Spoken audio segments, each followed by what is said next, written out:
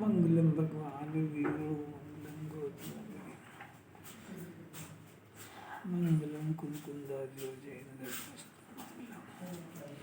सर्वमंगलम मंगलम सर्व कल्याणकारक प्रधानम सर्वधर्माणां जैनम जय शास्त्रम नमः समेसाराय स्वानुभूत्या चकास्ते चित्स्वभावाय भावाय सर्वावतरचे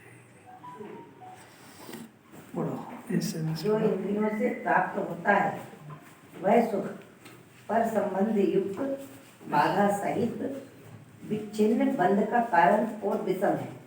इस प्रकार वह दुख ही है। श्री प्रवचन कुंकुंदाचार्य देव ये सिद्ध करते हैं कि 5 इंद्रियों से प्राप्त जो सुख है वो कैसा है। पर संबंध का अर्थ क्या होता है? इंद्रिय विषय से संबंधित, इंद्रिय विषय की गुलामी करना पड़ता है। स्वर का संबंध। हाँ, इसको अनादिकाल से क्या पसंद है? वही पसंद है। जिनवाणी सुनने के बाद कम से कम ये डिसीजन बदल दे कि मुझे इंद्रिय सुख नहीं चाहिए। इससे इसकी पुण्य की पकड़ भी ढीली हो जाएगी, क्योंकि स्वर्ग के अंदर सारे इंद्रिय सुख है। वाचार क्या कह रहे देखो, पर संबंध युक्त है नंबर 1, नंबर 2 बाधा सहित है। क्या बाधा है उसमें? पराजित है ना, पराजित है, कुछ मिलेगा तो और उससे वापस बंद होगा। नहीं, ऐसा नहीं, मिले ना मिले, ऐसा है। एक इंद्रिय संबंधी का जब विषय भोग करता है ना, एक इंद्रिय संबंधी, तब अन्य इंद्रियों का विचार आ जाता है कि मैं इसको प्राप्त करूं, इसको प्राप्त करूं, ऐसी बाधा आ जाती है। एक बार में एक ही एक बार में एक ही कर सकता है ना, एक बार में एक ही कर सकता है।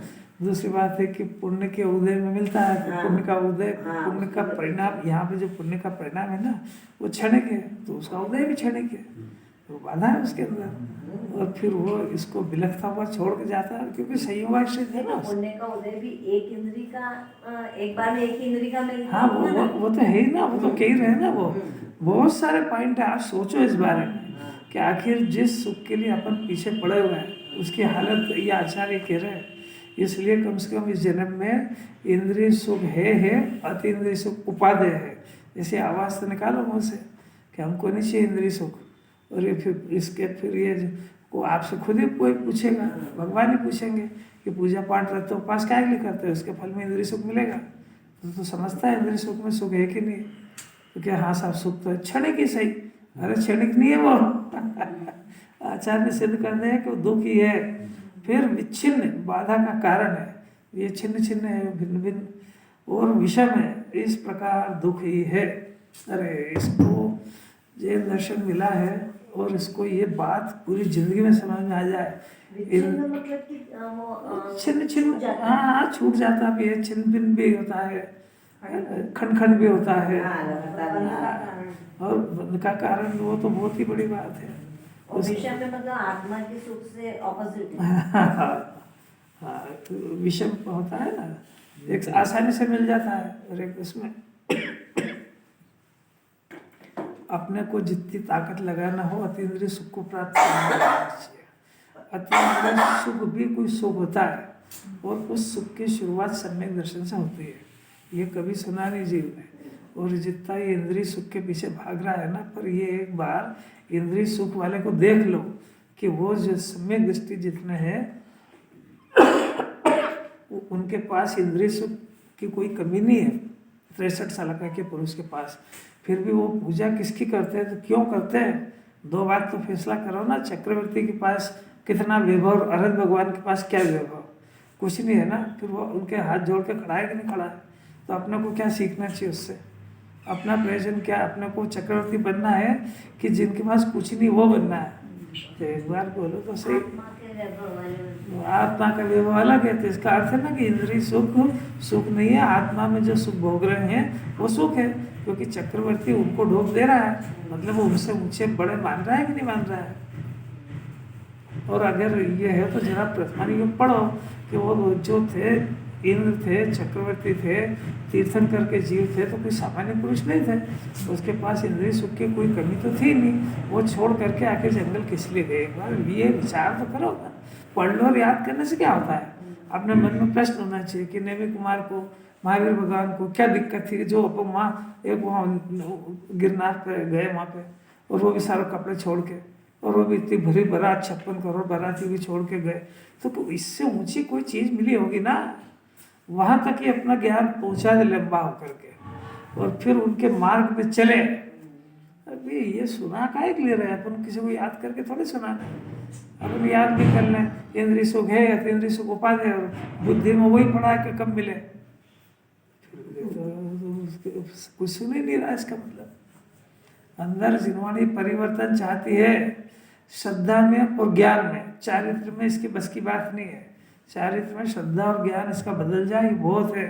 अभी इसी की बात चल रही है, मूल बंध का कारण।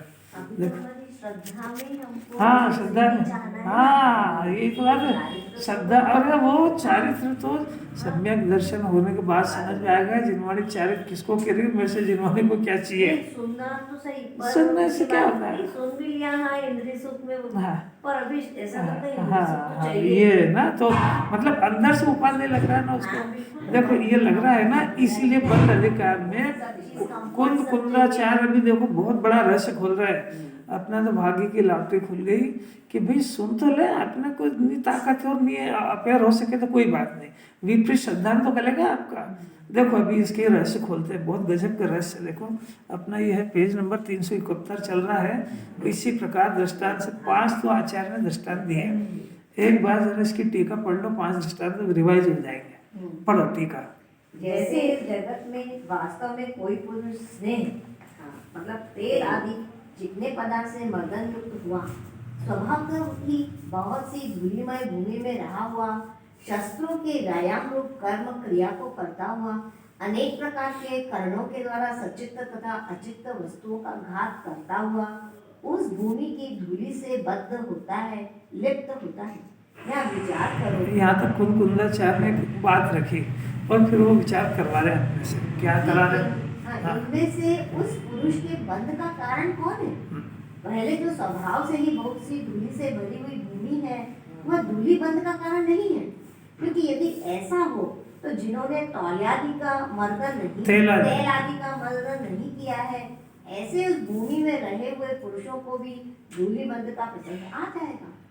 शस्त्रों का व्यायाम रूप कर्म भी धूलि बंध का कारण नहीं है, क्योंकि यदि ऐसा हो तो जिन्होंने तेल आदि का मर्दन नहीं किया है, उनके भी शस्त्र व्यायाम रूप क्रिया के करने से धूलिबंध का प्रसंग आ जाएगा। अनेक प्रकार के कारण भी धूलिबंध का कारण नहीं है, क्योंकि यदि ऐसा हो तो जिन्होंने तेल आदि का मर्दन नहीं किया है, उनके भी अनेक प्रकार के कारणों से धूलिबंध का प्रसंग आ जाएगा। सचित तथा अचित वस्तुओं का घात भी धूलिबंध का कारण नहीं है, क्योंकि यदि ऐसा हो तो जिन्होंने तेल आदि का मर्दन नहीं किया, उन्हें भी सचित तथा अचित वस्तुओं का घात करने से धूलिबंध का प्रसंग आ जाएगा। इसलिए न्याय के बल से ही यह फलित सिद्ध हुआ कि उस पुरुष में तेल आदि का मर्दन करना बंध का कारण है। अमृत चंद्राचार्य देव ने न्याय से तर्क से सिद्ध किया कि वो जो पुरुष बंधा है वो तेल की चिकनाई के कारण बंधा है, न धूल के कारण भी नहीं, एक्सरसाइज शस्त्र से भी नहीं, मन वचन काय की क्रिया से भी नहीं, और किसी जीव के मरने से भी उसको बंधन नहीं हुआ। माने वो धूल जो बंधन है ना, धूल का चिपकना, तो वो धूल का चिपकना वो जो है तेल की चिकनाई की वजह से हुआ। ऐसा दृष्टांत में अमृत चंद्राचार्य देव ने सिद्ध कर दिया। अब दृष्टांत नहीं समझाना उनको, तो आत्मा समझाना। धूल चिपकना यानी आत्मा में कर्मों का बंधन होना। अब बंधन हो रहा, अब आचार्य दृष्टांत के बाद में सिद्धांत देते। देखो पढ़ सिद्धांत। इसी प्रकार मिथ्या दृष्टि अपने में रागाधिक करता हुआ, स्वभाव से ही जो बहुत से कर्म योग्य पुद्गलों से भरा हुआ है, ऐसे लोक में काय वचन मन का कर्म क्रिया करता हुआ, अनेक प्रकार के कर्णों के द्वारा सचित तथा अचित वस्तुओं का घात करता हुआ, कर्म रूप रज से बंधता है। यहाँ विचार करो कि इनमें से उस पुरुष के बंध का कारण कौन है। अब बताते हैं। देखो पहले तो वो पुरुष को लिया, कौन सा? मिथ्या दृष्टि पुरुष। मिथ्या दृष्टि पुरुष कौन सा? सम्यक दृष्टि नहीं लिया है। देखना फिर से देखना। रागाधिक करता हुआ, हाँ, जो अपने में रागाधिक को करता हुआ, कल इसकी बहुत अपनी बात करिए। अपने में रागाधिक करता हुआ का अर्थ है राग का राग करता हुआ। वही चीज नहीं है ना, वही चिकनाई हुई। दो चीज़ें अलग अलग है, ये बहुत समझने की बात है। ये दो चीज़ें अलग अलग है। एक का नाम है अभिप्राय और दूसरे का नाम है परिस्थिति, राग आदि का परिणाम। यानी एक तो हुआ राग, है ना, राग हुआ। अब ये राग जो है 25 तरह की कषाय इसके अंदर गर्भित है, सिर्फ राग 25 तरह के ना, अनंतानुबंधी की 4 चौक 16, हास्य रति रति शोक, ये जो 9 कषाय है, ये जैसे अनंतानुबंधी का उदय है तो ये सब 9 अनंतानुबंधी की जाती है। हास्य रति रति शोक, अनंतानुबंधी चलेगी तो अप्रत्याख्यान की जात गिरेगी। अप्रत्याख्यान ये 9 की 9 ये जाएगी तो अनंत बन जाएगी। एक मोटा सब यानी क्रोध होगा तो इस जात का अनंतानुबंधी ये हुआ। एक तो समझ में आ गया। अब राग के अंदर ये सब है। अभी 25 कषाय में से अपन सिर्फ एक रोटी खाने की इच्छा से समझना इसको। रोटी खाने की इच्छा है, सब इच्छा ले लेना। पूजा पाठ व्रत तप पाप पुण्य का सब परिणाम, हास्य रति रति सब अपन तो एक से समझते हैं। तो एक राग आदि का परिणाम हुआ। इस राग आदि से कर्मों का बंधन होता है। इसमें तो कोई ज़्यादा बुद्धि की जरूरत नहीं, हर कोई समझता है। जो जैन कुल में आया है तो वो सीधा जानता है भाई अपने जो परिणाम चल रहे हैं इससे बंधन होता है। इसलिए वो रोटी खाने का त्याग कभी घंटों में करता है, तो कभी बस अपनी और कुछ नहीं तो भाई सोते ही समय कर ले कि रात तक। वो उसका बस यही है कि मेरी इन क्रियाओं से बंधन होता है। आचार्य कहते हैं इससे कुछ भी नहीं होता है। अब वो बता रहे हैं कि राग से बंधन होता है। ये तो हुआ चारित्र मोह का बंधन। इस राग के पीछे एक परिणाम और है, उसका नाम है अभिप्राय। कि इस राग को करने का अभिप्राय क्या है, ये है श्रद्धा का दोष और इससे बंधन होता है। इसका नाम चिकनाई है। ये नहीं पकड़ पा रहे। राग हुआ ना, रोटी खाने का राग, इच्छा हुई तो ये इच्छा तो बंध का कारण है इसे। अब सामान मिलना नहीं मिलना अभी वो प्रकरण नहीं है अपना, वो प्रकरण मिलना वो नहीं है। इच्छा हुई और इसको भोगने का परिणाम, इसमें बंधन है। ये चारित्रिक अपराध है और इससे अभी बंधन नहीं होता, ये सिद्ध कर रहे आचार्य। क्यों? क्योंकि सम्यक दृष्टि को भोग का परिणाम होता है और अभी निर्णय अधिकार में सिद्ध कर है कि व्यापार व्यवसाय खाना पीना सब हो तो तेरे बंधन नहीं होता उससे। बात समझ में आ रही क्या? हाँ, राग को बंध का कारण नहीं बोल रहे हैं अभी। तो उसे मन वचन काय की क्रिया वगैरह वो तो सब आचार्य सिद्ध करेंगे। अभी तो यहाँ से सिद्ध कर रहे हैं कि ये राग बंध का कारण नहीं है। क्यों? क्योंकि राग सम्यक दृष्टि के बहुत पाया जाता है। तो न केवल राग पाया जाता है बल्कि द्वेष भी पाया जाता है। वो सब खाने पीने का अपने से अच्छा पाया जाता है। आचार्य कह रहे हैं ये बंधन का कारण नहीं है। तब तो इतनी सारी बात खड़ी हुई।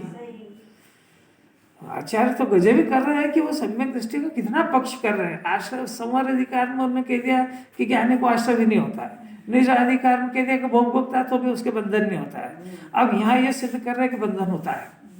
तो वो बंधन उसको ज्ञानी को कौन सा नहीं होता है कि अभिप्राय वाला नहीं होता है। अब अभिप्राय क्या? अब अपना पकड़ो अपन। इच्छा तो हुई रोटी खाने की, इसके पीछे अभिप्राय क्या है कि रोटी खाने से मैं जिंदा रहता हूँ, रोटी नहीं खाऊंगा तो मर जाऊंगा। कितने सारे अभिप्राय उसके। मेरे राग की कैसे भी पूर्ति होना चाहिए। राग की बात तो कर ही नहीं रहा है। राग के पीछे ये चिकनाई है, ये नहीं पकड़ पा रहा है। हाँ, पहले अभिप्राय बदलना चाहिए। क्योंकि वो जो राग का कम होना वो इसके हाथ की बात नहीं है, अभिप्राय इसके हाथ की बात है। राग का अभाव होना वो चारित्रिक बात है, वो आत्मा की स्थिरता के बल पे जाता है। इसलिए जिन्होंने राग को कम करो ये भी नहीं कह रही है, ज्यादा हो इसकी परवाह भी नहीं कह रहे हैं, इससे भिन्न आत्मा को जानो ये कह रहे हैं। और अपने राग नहीं है इसके कंट्रोल में। राग अगर इसमें हो तो अभी पंचम स्थान का कर लो, मुनिराज का कर लो ना। राग करना ही है तो। और फिर चक्रवर्ती के कर्म बांधो ना, काय को छोटे बड़े बांधना फिर। और तीर्थंकर के 16 कारण की बांधो ना, करना ही है तो। वो नहीं है इसके हाथ में, क्योंकि वो राग भी एक सत्ता है। वो सत्ता है तो इसके हाथ में ज्ञान है और अभिप्राय है। अभिप्राय भी बदल सकता है और ज्ञान भी बदल सकता है। ज्ञान बदल सकता है का अर्थ ये कि इसके जो चारित्र के अंदर जो मुनिराज के भी है तो विकल्प दशा थी, सविकल्प निर्विकल्प सविकल्प निर्विकल्प। पंचम गुण स्थान में भी आते हैं, विकल्प आते हैं खूब, व्यापार व्यवसाय के, जब तक घर गृहस्थी वगैरह सब विकल्प आते हैं। शुद्धोपयोग का भी आता है ना, आता है। पर अब वो विकल्प के बारे में उनकी ओपिनियन सुनो, किसकी बात चल रही है? काय, हाँ, तो सम्यक दृष्टि की तो चल रही है, पर पोजीशन कौन सी? विकल्प वाली। अब विकल्प वाली बात आ रही, तो उसका यह हृदय कहता है कि विकल्प व्यंतर जाति के देव की तरह परेशान करते हैं। ये कब कौन सा आ जाए इसका कुछ ठिकाना नहीं है, और ये कब परेशान करने लगे। तो आचार्य पूछते, प्रभु इसका जवाब बताओ तो सही, क्या करें कि तुम्हारा ज्ञान इन व्यंतर जाति के देव को देखे जरूरी नहीं है, आत्मा को क्यों नहीं देखता है? ये इनका काम करेंगे, तू तेरा कर। बात समझ में आई क्या? आपको ये कह रहे हैं विकल्पों को आप विषय बनाओ या शुद्धात्मा को विषय बनाओ, ऑप्शन खुला है आपके पास। ज्ञानी की बात चल रही है, अज्ञानी के पास भी खुला है। अज्ञानी कोई जरूरी है कि वो परिवार के बारे में सोचे, शरीर की बारे में सोचे, ठंड के बारे में सोचे, ये जरूरी है क्या? उसके पास विचार के और कितने सारे मैटर है। अरहंत भगवान का विचार करे, पंच परमेष्टि का करे, उनका नहीं करे, अपने शुद्धात्मा का करे, जिनवाणी समझ में नहीं आ रही ये भी एक समस्या है, इसका करे। अपने को क्यों इतनी संज्ञाएं परेशान करती है, मन अस्मात्मा, ये शास्त्र पढ़ने में भी नहीं लगता है, आत्मा भी नहीं लगता, ये विचार अपन खुद नहीं करेंगे, दूसरा कराएगा। ये हम जब भी पढ़ते हैं तो हमको ना समझ में आता, ना याद रहता है, अपनी समस्या नहीं है, तो इसका विचार कौन? भगवान करेंगे। तो ये तो अब वो तो देखो, उनने अपनी समस्या बताई, किसने? जिसको विकल्पों से भेद ज्ञान हो गया, कि उनने बोला भाई कि ये विकल्प है, ये व्यंतर जाति के देव की तरह उत्पात करते हैं, ये कभी कौन सा आ जाता है, कभी कौन सा आता है, नहीं चाहते वो आके परेशान करता है। तो आचार्य ने कहा भाई कि इससे भेद ज्ञान हो चुका है, तो अपने ज्ञान के सामने ऑप्शन खुला है कि अपन ये पांचवा, चौथा, पांचवा गुणस्थान देखने के लिए हमारा ज्ञान नहीं है। गुणस्थान रहित शुद्धात्मा के आश्रय से जो पैदा हुई परिस्थिति, उसको नहीं, शुद्ध आत्मा को विषय बनाना है, और इसमें रमते रमते भगवान बनते हैं। तो इनको देखने की जरूरत है क्या? होने दो। और ये अभी नहीं होंगे तो क्या भगवान बनेगा? जब होंगे तो होंगे। ये गुणस्थान के प्रमाण विकल्प है, इसलिए इनको मत देखो। और ये बंधन का कारण भी नहीं है, बंधन का कारण तो इधर है। जितना जितना आत्मा में स्थिर होगा, उतना उतना बंध के अभाव खलास हो जाएगा। और श्रद्धा ज्ञान की अभी चल रही बात, चारित्र की अभी नहीं चल रही। तो अभी अपनी बात चल रही है एक राग के परिणाम की। तो राग से बंधन होता है, ये तो सबको स्थूल रूप से समझ में आ गया। पर राग करने के अभिप्राय, ज्ञानी का भी विचार करो, अपन इतना सुन चुके हैं, अज्ञानी का भी करो, अपना खुद का करो ना, कि राग उत्पन्न हुआ, खाने का परिणाम उत्पन्न हुआ, व्यापार जाने का हुआ, इसके पीछे अभिप्राय क्या है? पूजा करी, अभिप्राय क्या है? कोई सा भी 25 तरह का, आपने हंसी उड़ाई किसी की या हंसे, उसका अभिप्राय क्या है? द्वेष करा, उसका अभिप्राय क्या है? वो अभिप्राय का नाम चिकनाई है, और उससे बंधन हो रहा है। राग से अभी नहीं हो रहा है, वो चारित्र की बात है, अभी मना कर दिया उसका करने का। अभी जो उस राग के बंधन का बात चिकनाई है, क्योंकि उसके अभिप्राय में पड़ा है कि ये जितने भी परिणाम है 25 तरह के, ये पाप, ये सभी करने योग्य है, ये सब पड़ा हुआ उसके। रोटी खाने योग्य है, उसके पीछे तर्क है उसका मिथ्या ज्ञान का, नहीं खाऊंगा तो मर जाऊंगा। अभिप्राय में तो यही है ना। तो ये अभिप्राय में मैं मर जाऊंगा, तो मैं अनादि अनंत, तो ये अभिप्राय नहीं है उसका। सिद्ध हो गया कि नहीं हुआ? अभिप्राय से बंधन होता है। देखो यहाँ जो ज्ञान है वो भी बंध का कारण नहीं है, ज्ञान हो रहा है ना, मिथ्या ज्ञान। और इधर जो राग है वो भी बंध का कारण नहीं है, अभिप्राय बंध का कारण है, जिसको द्रविलिंगी मुनिराज भी नहीं पकड़ पा रहे हैं। तो वो जिनवाणी सारा अभ्यास अभिप्राय को बदलवाने का कर रही है, और ये सारा अभिप्राय, ये सारा अभ्यास या तो क्षेम ज्ञान को बढ़ाने का करता है, या कषाय के अपडाउन का करता है। अरे कषाय कम करो की भाषा में ये आ गया है कि कषाय से एकत्व करो, क्योंकि कम करने का अधिकारी तुमको जब प्राप्त होगा, जब वो राग से एकता करेगा। तो वही तो भिन्न करवा रहे हैं उसको, यही तो करा रहे हैं कि राग अपने क्रमबद्ध में हो रहा है, और राग क्रमबद्ध में होता हुआ ज्ञान ऐसा देख रहा है कि राग मेरे में हो रहा है, इसी का नाम तो मिथ्या दर्शन है। या फिर वो राग बाहर हो रहा है ऐसा जान करके उस राग के साथ एकत्व करता है। तो उसके ज्ञान दर्शन के पर्याय को एकत्व अपने शुद्धात्मा से करना था, वो उसने विभाव और विकार से कर लिया। ये एकत्व है, ये चिकनाई है। मिथ्या दृष्टि को जो अनंतानुबंधी बंद हो रहा है, ये हो रहा है, ये भी इसी चिकनाई से हो रहा है। इससे से ये अपने आप को नहीं मान हाँ, रहा। अभिप्राय देखो, अब फिर से देखो और खूब गहराई में सोचो इसके बारे में कि आखिर आचार्य को क्या कहना है। वो बंधन का कारण ये वही पुरुष लिया है कि वो सब कर रहा है, और उसको बंधन क्यों हो रहा है ये आचार्य विचार करवा रहे हैं। तो अब ये सब लेंगे यार। तो अभी पहले ये कि 3 तत्व हैं देखो, जिन्हें परमात्मा ने 7 कहे, ये तो याद है ना। अब इसके अंदर एक तो ये अपने अंदर से ज्ञान उत्पन्न हो रहा है, जो ज्ञान दर्शन चेतन लक्षण, जीव का लक्षण चेतना यानी ज्ञान दर्शन प्रकट हो रहा है, इसमें तो कोई शंका नहीं है। रागादि का परिणाम हो रहा है ना। 7 तत्व में जिन्हें परमात्मा ने रागादि को कौन सा तत्व कहा है? आश्रव कहा है। तो एक जीव सिद्ध हो गया, एक आश्रव सिद्ध हो गया।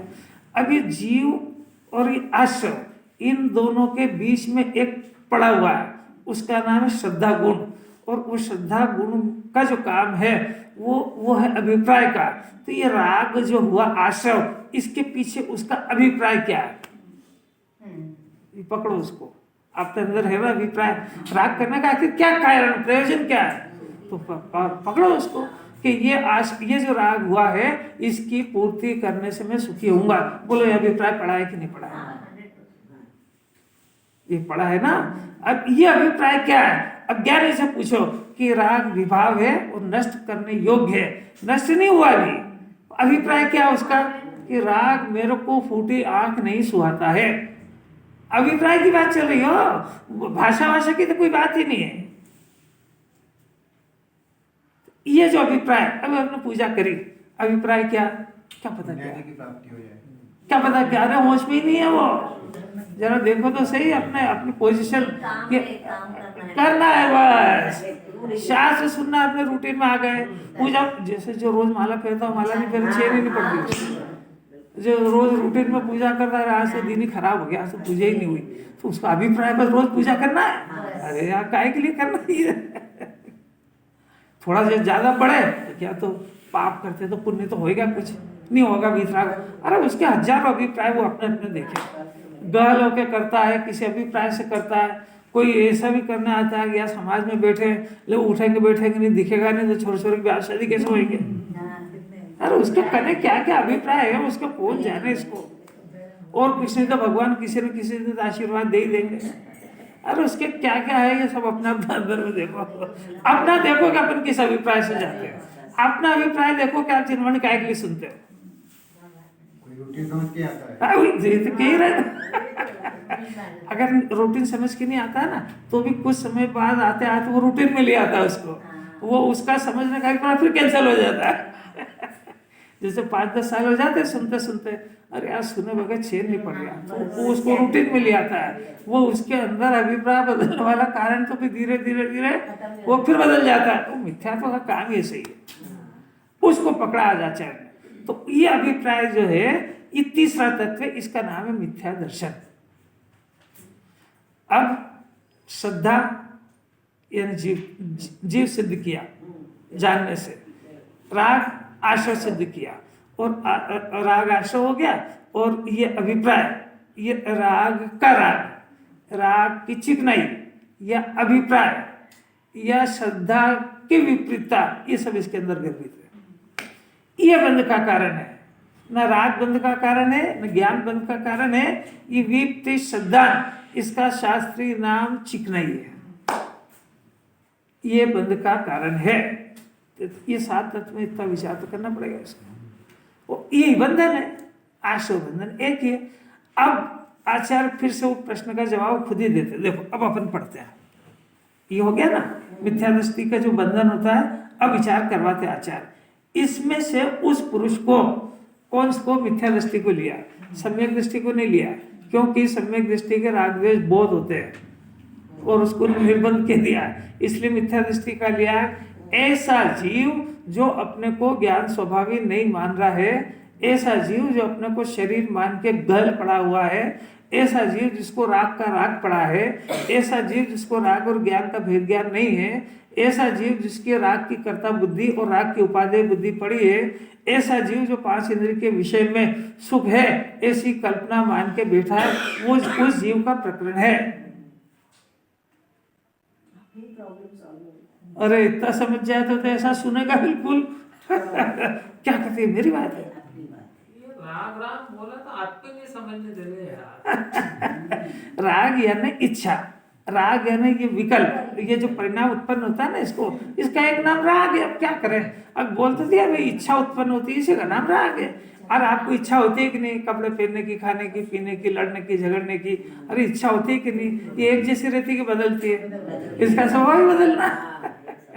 अब बदलती है ना, तो इसी के पीछे एक श्रद्धा भी पड़ी है। वो जो पड़ी है वो इस इच्छा को करने योग्य जानती है, नष्ट करने योग्य मानती है। वो योग्य मानता, कभी सुना ही नहीं कि ये नष्ट करने योग्य है। अपने डिक्शनरी में काम ही नहीं आया है कि जिन्हें परमात्मा इच्छा का अभाव करके सुखी हुए, और मेरे अभिप्राय में तो पड़ा है कि इच्छा की पूर्ति करके सुखी होंगे, तो अपनी पटरी नहीं बैठ रही उनसे।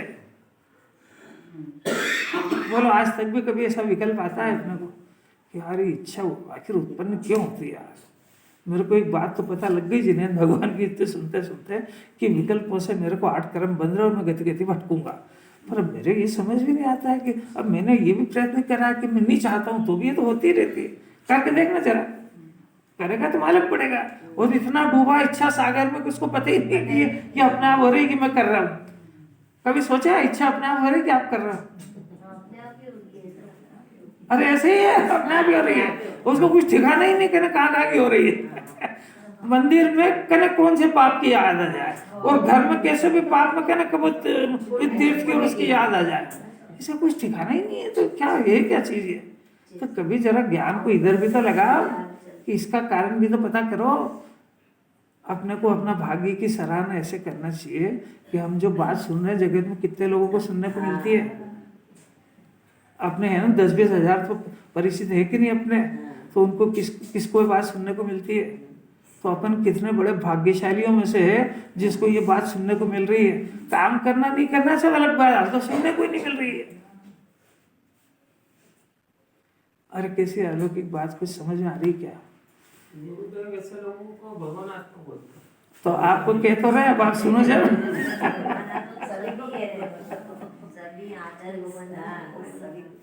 अरे और क्या कह रहे हैं? तो यही फिर कह रहे हैं, अरे देखो इसको प्रसन्न इसलिए होना चाहिए कि अभी बर्थडे मनाई है ना, तो बर्थडे मनाई तो कैजुअली सारे रिश्तेदार परिवार आकर के सरप्राइज दी, तो जिसकी मनाई उसके अंदर कितनी खुशी हुई।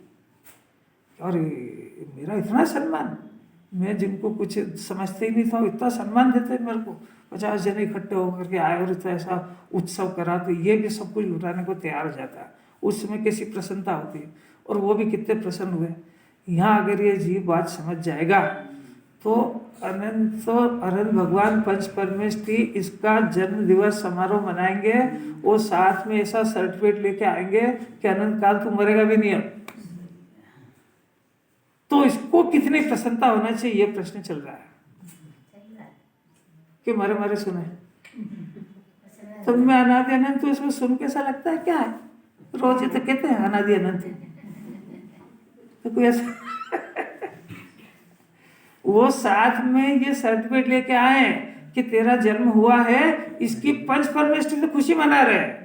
क्योंकि पंच परमेष्ठी खुशी मना रहे कि ये हमारे परिवार का सदस्य बन गया और ये अल्पकाल में यहाँ सिद्धालय में आएगा, और सर्टिफिकेट ये दे रहे हैं कि बस अब तेरे को दुनिया कहे कि मर जाएगा पर तेरे को नहीं मरण नहीं होगा। ये हम साथ में आशीर्वाद और सर्टिफिकेट लेके आए पंच परमेष्ठी। तो इसको जिसके लिए इतना समारोह मनाया जा रहा है उसको कितनी प्रसन्नता होगी जब उसका जन्म दिवस हो जाएगा, यानी वो अपने ज्ञान से गायक को जान लेगा, तो ज्ञान की पर्याय भी नहीं जन्मेगी। ये हुआ उसका जन्मदिन, और जिस आत्मा के आश्रय से हुआ ये उसका आत्मा का भी हुआ जन्म। अभी तक तो था पर नहीं मानता था ना, तो आत्मा और ज्ञान की पर्याय दो ही का जन्मदिन होएगा। तो जिसके आश्रय से हुआ उसको आशीर्वाद। इतने पंच परमेष्ठियों का खाली कुंदाचार्य नहीं, जितने अभी जिनको नमन करता है सब कहेंगे क्या गजब काम करा आज, बधाई का पात्र ही है। और साथ में खाली जन्म दिवस ही नहीं, बस अब अनंत काल नहीं मरेगा, ये प्रमाण पत्र भी लेके आए। यहाँ तो जन्म दिवस मनाया तो पता ही नहीं कि मरण दिवस पक्का ही है उसमें तो। बात तो अंतरंग की चल रही है कि इसको कितनी प्रसन्नता होना चाहिए।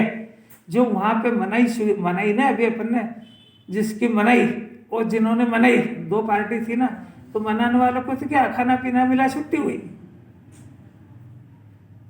तो यहाँ जब अपना जन्म दिवस पंच परमेष्ठी मनाएंगे, सिद्धों को बुलाएंगे, सिद्ध के चक्र को बुलाएंगे, सिद्धों के समूह में आओ मुक्ति का उद्घाटन करो हे प्रभु, और वो आ गए, तो इसकी प्रसन्नता कितनी हो सकती है, ज्ञानी जानते हैं। उसी को सम्यक दृष्टि कहते हैं कि आज मेरे को पता लग गया कि मैं तो अनंत काल रहने वाली सत्ता हूँ। आज मेरे को पता लग गया कि मैं खाली जन्म मरण मानते ही था, होता थोड़ी था। तो उसको कितनी प्रसन्नता होगी। ऐसी प्रसन्नता होए तो जिनवाणी सुनने का पात्र है। अरे इसी के जन्मदिन के गीत गाए जा रहे हो, यही उदास है। वहाँ तो बहुत खुश होता है। तो ये भी देखो, ये जिससे परिचित है उसी से तो तुलना कराएंगे ना कि उससे अनंत गुना प्रसन्नता नहीं हुई, तो ये सुन क्या रहा है। कैसे अलौकिक बात। वहां तो अगर मान लो खबर दे देते कि भाई अब की बार अब है ना आपका जन्मदिन हम मनाएंगे, तो जब से खुश होने लगता है, चलो भैया तुम मना लेना। तो अब उनके लिए भी कुछ पार्टी आयोजन करता है, आप ही क्या मनाओगे, फिर मैं भी तो कुछ करूंगा। तो वहीं से प्रसन्नता शुरू हो जाती। और यहाँ कुंदन से रोज उद्घाटन कर रहे, तो आओ है मुक्ति का उद्घाटन, मेरे मंडप में प्रभु आप आओ, आज मुक्ति का उद्घाटन करेंगे। अब देखो जो बंधन का कारण अब आचार्य खुद बताते हैं। यहाँ विचार करो कि उस पुरुष के यानी मिथ्या दृष्टि के बंध का कारण कौन है। देखो स्वभाव से ही बहुत से कर्म योग पुद्गल से भरा हुआ ऐसा लोग बंध का कारण नहीं है। इस जैसा वहां पे धूल भरी है ना, ऐसा इस लोक में ठसाठस कारवान वरना भरी हुई है। जहाँ सिद्ध भगवान रहते हैं, बाहुबली भगवान 525 धनुष की, इससे बड़ी मनुष्य की प्रति आकार नहीं होता। 525 धनुष का अंतिम देव प्रमाण बाहुबली भगवान वहां विराजमान है सिद्ध शिला पर। तो उनके जितने प्रदेश है वहां अनंतो निगोदिया जीव भी है, और वो अपना अनंत दुख भोग रहे हैं, बाहुबली भगवान अपना अनंत सुख भोग रहे हैं। ये तो दोनों जीवों की बात। अब वहां पर भी पुद्गल परमाणु की कारमाणु ढेरों है, जो कि उसके निगोदिया जीवों के कर्म बंध का कारण है। तो वहीं पे निगोदिया जीव तो बंध रहे हैं और बाहुबली भगवान को बंधन नहीं हो रहा है। इसका मतलब ये हुआ कि वो पुद्गल का ढेर कर्म और बंधन का कारण नहीं है। ऐसा सिद्ध किया। इसका अर्थ क्या हुआ? इसका अर्थ ये हुआ कि इस जीव को भी संसार में बहुत सारी कारमान वरना है, तो मेरे को बांध लेगी, कोई डरने की जरूरत नहीं, रहने दो, वो अपना काम करेगी। अब दूसरी बात, क्योंकि यदि ऐसा हो तो सिद्धों को भी, जो कि लोक में रह रहे हैं, उनको भी बंधन होगा। आचार्य क्या बढ़िया सिद्ध किया है ना, उनके भी बंध का प्रसंग आएगा, इसलिए ये तो नहीं। अब दूसरी बात, सिद्ध से नीचे आए, काय वचन मन का कर्म, अर्थात काय वचन मन की क्रिया रूप योग, ये भी बंध का कारण नहीं है। क्यों? क्योंकि यदि ऐसा हो तो यथाख्यात संयमी को भी काय वचन मन की क्रिया होने से बंध का प्रसंग आ जाएगा। शिष्य कहता है कि साहब सिद्ध भगवान के तो शरीर है ही नहीं, तो अब उनके बंधन नहीं होता है तो कोई बात नहीं। पर अब ये यथाख्यात संयमी यानी 12वें गुण स्थान वाले मुनिराज, उनके मन भी है, वचन भी है, काय भी है, ये सारा का सारा है ना उनके, तो भी उनके बंधन तो होता नहीं। तो इसका अर्थ है कि मन वचन काय शरीर तीनों ये बंध के कारण नहीं है। ये जबरदस्ती पीछे पड़ा शरीर के, वो सुखा दिया इसने उपास कर करके, पर वो बंध का कारण है ही नहीं। क्योंकि ऐसा हो तो 12वें गुण स्थान वाले को बंधन होना चाहिए। ऐसा हो तो वितरागी हो गए।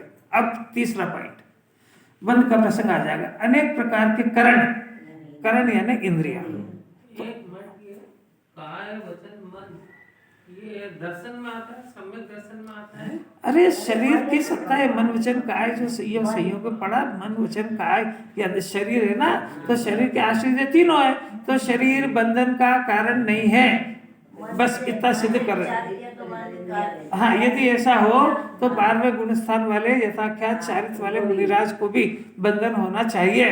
तो ये एक जगत का सिद्धांत नियम सिद्ध कर रहे हैं कि यदि आप बाहर गए तो कोरोना के वायरस है कि नहीं, सब बीमारियों की है कि नहीं, अरे है कि नहीं है।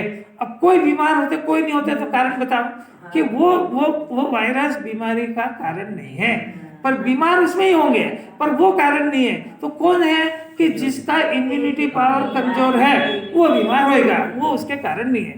तो अब इलाज किसका करें, अपनी इम्यूनिटी बढ़ाने का करें कि उनको भगाने का करें? बात समझ गई? तो ये वो जो बैक्टीरिया है मन वचन काय से उनका बंधन नहीं होता है, वो भी उसका कारण नहीं है। अब तीसरा करण यानी इंद्रिया। अब इंद्रिया में इसको लिए भगवान करण भी बंध का कारण नहीं है, क्योंकि यदि ऐसा हो तो केवल ज्ञानी के भी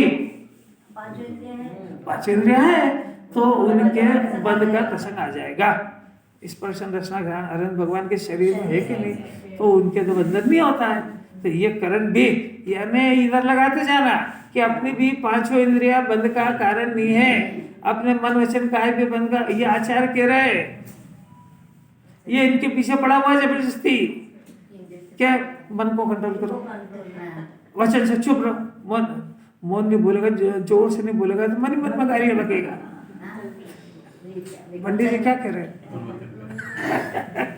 ये है परंतु बंध का कारण नहीं। कितना गजब रहस्य खोल रहे हैं। अब सचित्त और अचित्त, अब ये कह रहा है कि देखो भैया आपने जो लिया है वो तो तीनों अभी तक वीतरागी लिए है। सिद्ध भगवान ले लिए, शरीर नहीं है। मुनिराज ले लिए तो वो वीतरागी हो गए 12वें गुणस्थान वाले। अब ये 5 इंद्रियां केवल ज्ञानी के है तो केवल ज्ञानी हो गए। अब इसलिए वो केवल ज्ञानी हो गए, इसलिए बंद नहीं होता है। तो ये मेरे तो इंद्रिया है, स्पष्ट रूप से मैं व्यापार व्यवसाय काम धंधा करूंगा तो ये इंद्रिया तो उसमें कारण है ना। अब देखो क्या कहते हैं, सचित्त और अचित्त वस्तुओं का घात भी बंध का कारण नहीं है, क्योंकि यदि ऐसा हो तो समिति में जो तत्पर है यानी जो यत्न पूर्वक प्रवृत्ति करते हैं ऐसे साधु को भी सचित्त और अचित्त वस्तुओं के घात से बंध का प्रसंग आ जाएगा। कितना गजब है। मुनिराज जो है ना समिति का पालन करते हैं, वो चलते हैं, वो अच्छा जमीन देख करके चलते हैं। उनसे भी कई जीव मर जाते हैं रास्ते में, तो उनको बंधन नहीं होता है। क्यों? अब देखना कारण समझना, क्योंकि मुनिराज समिति पूर्वक जो उनका काम वो कर सकते थे वो काम उन्होंने किया। उनका काम क्या कर सकते हैं कि अपने निमित्त से कोई जीव नहीं मरे, ऐसा समिति पूर्वक को यत्न पूर्वक चलते थे। अब उसके बावजूद भी जो जीव मर रहा है उसमें उनको बंधन इसलिए नहीं होगा कि उस जीव का जन्मना और मरना वो उसके आयु कर्म के अधीन है, उसके अधीन नहीं है। इसके अधीन तो अपना परिणाम और अपना यत्न ये इसके अधीन है। ये इसने किया इसलिए उसका मरना वो इसके बंध का कारण नहीं है। अब मिथ्या अभी यत्न पूर्वक कहा ना, मिथ्या दृष्टि को यत्न है ही नहीं, उसको निश्चय ही नहीं है। पहले ये यत्न नहीं है कि मेरे अंदर रहना, ये यत्न करने योग्य उपाधि है। अभी देखो उसको भी लेते हैं, मिथ्या दृष्टि को भी लेते हैं। अब ये तो हुआ संयमी को बंध नहीं है, ये सिद्ध किया आचार्य। अब इसके अंदर नहीं लिया है वो समय साहब कलश में राजमहल साहब पांडे जी ने लिया, वो उसमें ऐसा लिया कि ये तो हुई उनकी बात। अब इसकी भावार्थ में ये बात कि साहब ये तो ठीक है, अब 5वें गुणस्थान वाला और 4थे गुणस्थान वाले उनके वो तो व्यापार व्यवसाय भी करते हैं, पाप का परिणाम भी है पुण्य का परिणाम भी है, दोनों गुणस्थान वाले को उनको भी उनके इंद्रियों के उपयोग से कई सचित और अचित जीव का घात हो जाता है। फिर उनके बारे में आपकी क्या राय है कि उनको भी बंधन नहीं होता है? क्यों? क्योंकि उनका अभिप्राय उनका अभिप्राय वही तो प्रकरण चल रहा है कि उनके बंधन क्यों नहीं होता है, कि उनका अभिप्राय भी सुधर गया है और उनके उस बंधन में चिकना ही नहीं है। 4थे 5 वाली बात कर रहे हैं, क्योंकि ये पूछेगा ना कि वो तो सब आपने वो तो महावृत्ति ले लिए, अब निचले निचले गुण स्थान में, ये सब हो रहा है। पर अभी हाल ही तो सिद्ध करके आए निर्जाधिकार में कि भाई उसके जो है आखिर भोग कर रहा है तो पांचों इंद्रिय तो काम ली ना उसने, तब भी उसके बंधन क्यों नहीं हो रहा है? कि उसके वो जिस कारण से बंधन होता था वो चिकनाई उनके नहीं है। अभी सिद्ध करेंगे, देखो ऐसे इसके बल से, न्याय बल से सिद्ध हुआ कि उपयोग में रागादि करण, अर्थात उपयोग में रागादि का करना, यानी राग का राग करना, यानी राग को उपादेय जानना, यानी राग की कर्ता बुद्धि, राग के वो अभिप्राय, राग करने का अभिप्राय, यही बंध का कारण न्याय से सिद्ध किया। कितना गजब है, पांचों पॉइंट सिद्ध कर दिए। बंधन का कारण सिद्ध करा, बंधन का कारण यदि धूल हो तो सिद्ध भगवान को होना चाहिए, यदि इंद्रियां हो तो अनंत भगवान को होना चाहिए, यदि मन वचन काय हो तो 12वें गुण स्थान वाले को होना चाहिए, यदि चलना फिरना हो तो मुनिराज के होना चाहिए, यदि पाप पुण्य का परिणाम हो तो ज्ञानी को होना चाहिए। तो फिर कारण क्या है कि वो जो राग का परिणाम है वो राग की उपादेय बुद्धि का नाम मिथ्या दर्शन है, वो राग की उपादेय बुद्धि का नाम चिकनाई है, वो राग की कर्ता बुद्धि का नाम चिकनाई है, वो राग 5 इंद्रिय के विषय की सुख बुद्धि का नाम चिकनाई है। इनमें और उनमें अंतर, इनमें और उनमें मतलब खाने की क्रिया और खाने का अभिप्राय, इसमें बहुत अंतर है। अभिप्राय पहले मिटता है और खाने की क्रिया गुणस्थान के प्रमाण मिटती है। ये पहले क्रिया को मिटाना चाहता है और अभिप्राय के बारे में जानता नहीं है।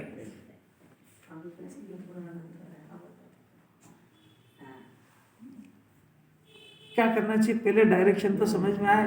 जब तक बंध का कारण नहीं पता होगा तो बंधन तो चालू रहेगा, तुम उल्टी सुल्टी चाहे जो क्रिया करो।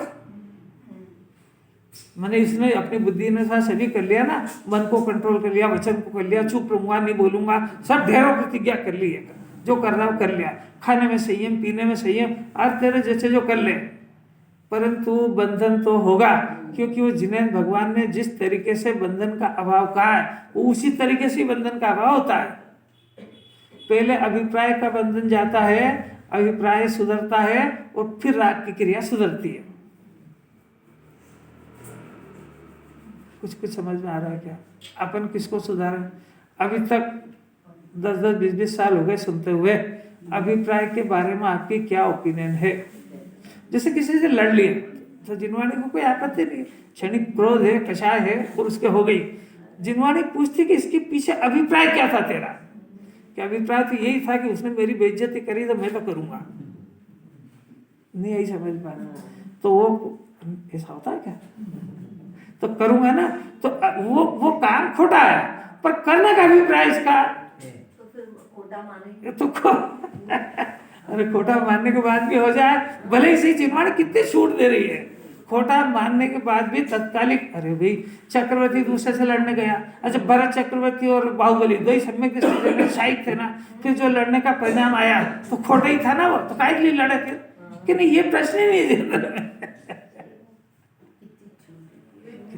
हाँ लिखा है उपयोग में राग आदि का करना, ये मतलब उपयोग में मैं 25 साल की कटाई करता हूँ क्या? यही तो बता रहे हैं, ये उपयोग, ये कल बहुत सारे सिद्ध किया था हमने, ये उपयोग यानी इसके जानने देखने की पर्याय का नाम उपयोग है। ये उपयोग ही तो जीव का लक्षण है।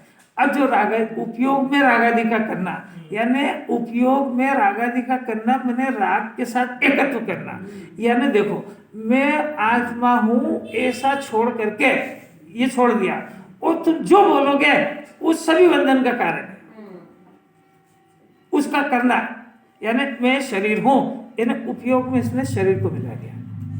मैं रागी हूं, इसने उपयोग में राग को मिलाया। मैं बीमार हूं, इसने अपने उपयोग में जितना मिला रहा है ये सब, ये अपने उपयोग को भ्रष्ट करना है, क्योंकि उपयोग में ये चीज आती नहीं है।